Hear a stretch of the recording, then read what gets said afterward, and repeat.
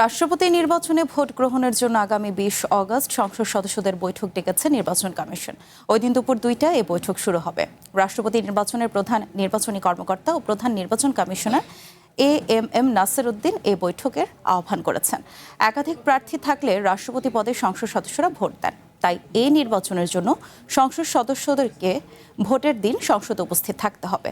১৯৯১ সালের রাষ্ট্রপতি নির্বাচন আইনে বলা হয়েছে, যদি সংসদ অধিবেশনে না থাকে এই সময়ে রাষ্ট্রপতি নির্বাচনের প্রয়োজন হলে নির্বাচনী কর্মকর্তা জাতীয় সংসদের স্পিকারের সঙ্গে আলোচনা করে ভোটের কমপক্ষে ৭ দিন আগে সংসদ সদস্যদের বৈঠকের আহ্বান করবেন। এদিকে আগামী ২৭ অগস্ট জাতীয় সংসদের তৃতীয় অধিবেশন ডেকেছেন রাষ্ট্রপতি হাফিজ উদ্দিন আহমদ বীর বিক্রম।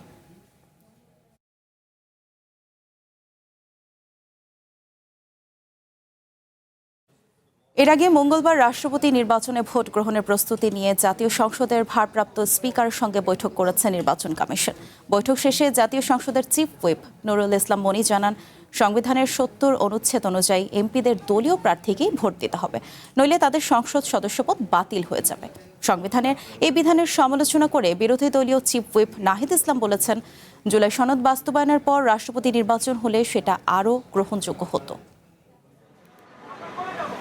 রাষ্ট্রপতি নির্বাচন সামনে রেখে নির্বাচন কমিশনের সঙ্গে সংসদের প্রস্তুতি নিয়ে আলোচনায় বসেন ভারপ্রাপ্ত স্পিকার কায়সার কামাল। সকাল ১১টা থেকে শুরু হওয়া এই বৈঠক চলে প্রায় ২ ঘন্টা।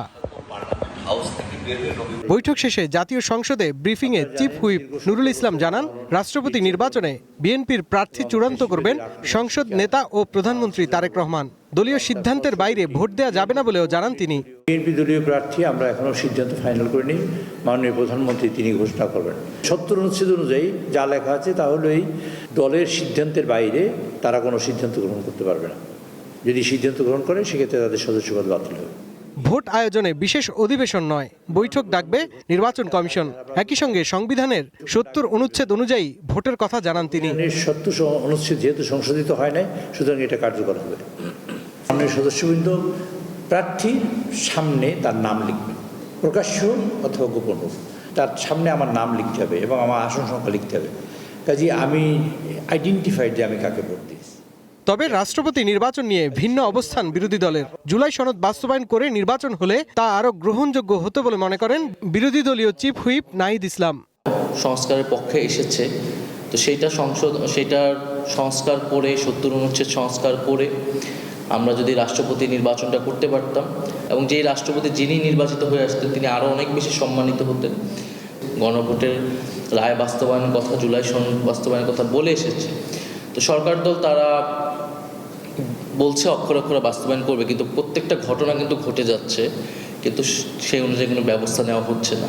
এদিকে নির্বাচন কমিশনে সাংবাদিকদের ব্রিফিংয়ে ভোটের সময় ও ফলাফল ঘোষণার প্রতিক্রিয়া জানান ইসির সিনিয়র সচিব আক্তার আহমেদ। ২০ অগস্ট আপনার ভোটটা হবে দুপুর ২টা থেকে বিকাল ৫টা পর্যন্ত।